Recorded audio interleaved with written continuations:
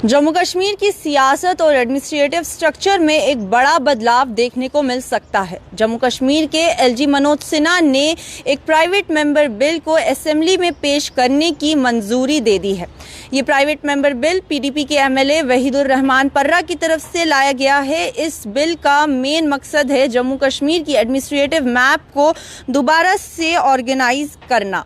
Official orders के मुताबिक LG Manoj Sinha ने जम्मू कश्मीर के टेरिटोरियल एडमिनिस्ट्रेटिव रीऑर्गेनाइजेशन बिल 2026 को असेंबली में इंट्रोड्यूस करने के लिए अप्रूवल दे दिया है। इस प्रपोज बिल के तहत जम्मू कश्मीर में नए एडमिनिस्ट्रेटिव डिवीजन और डिस्ट्रिक्ट्स बनाने का प्लान रखा गया है ताकि पहाड़ी और दूर दराज इलाकों में गवर्नेंस को ज़्यादा इफेक्टिव बनाया जा सके।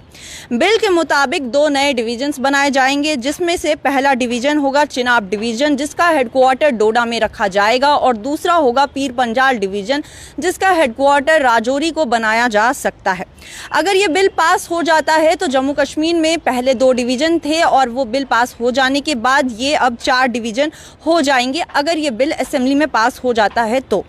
लेकिन इसके अलावा कश्मीर डिवीजन में भी कई नए डिस्ट्रिक्ट्स बनाने की बात की गई है, जिसमें से तराल, अवंतीपुरा, अशमुकाम, पहलगाम, बीरवा, सोपुर, हंदवारा, गुरेज, तंगदार, करना और नूराबाद जैसे इलाके शामिल रहेंगे। वहीं पर जम्मू डिवीजन में भी नए हिल डिस्ट्रिक्ट्स बनाने की बात की गई है, जिसमें नौशहरा, बदरवा, बनिहाल, ठाठरी, अखनूर, बिलावर, कोटरंका और मेंदार जैसे इलाके शामिल हैं।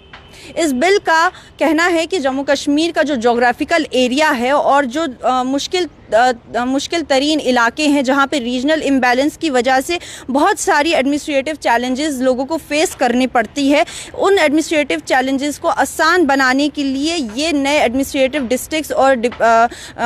और डिवीजन्स बनाना बहुत ज़्यादा ज़रूरी है, क्योंकि अगर ये बन जाते हैं तो उन इलाकों में गवर्नमेंट्स को डिसेंट्रलाइज किया जा सकता है और लोगों तक सरकारी सेवाएं आसानी से पहुंच सकती है। तो इन सबको मद्देनज़र में रखते हुए ये बिल को लाया गया है और ये बिल अभी जो बजट सत्र हमारा शुरू होने जा रहा है, जम्मू कश्मीर का जो अगला बजट सत्र 27 मार्च से शुरू होने जा रहा है, उसमें इसको पेश किया जाएगा, जिसमें 30 मार्च और 1 अप्रैल को प्राइवेट मेंबर्स बिल के ऊपर बहस की जाएगी। और अब एलजी के द्वारा इसको अप्रूवल मिलने के बाद अब ये सेक्रेटेरिएट भेज दिया गया है और अब ये बिल वहाँ पे जाके डिस्कस होगा। यानी कल से जो जम्मू कश्मीर का अगला बजट सत्र शुरू होने जा रहा है, वहाँ पे अब इस बिल के ऊपर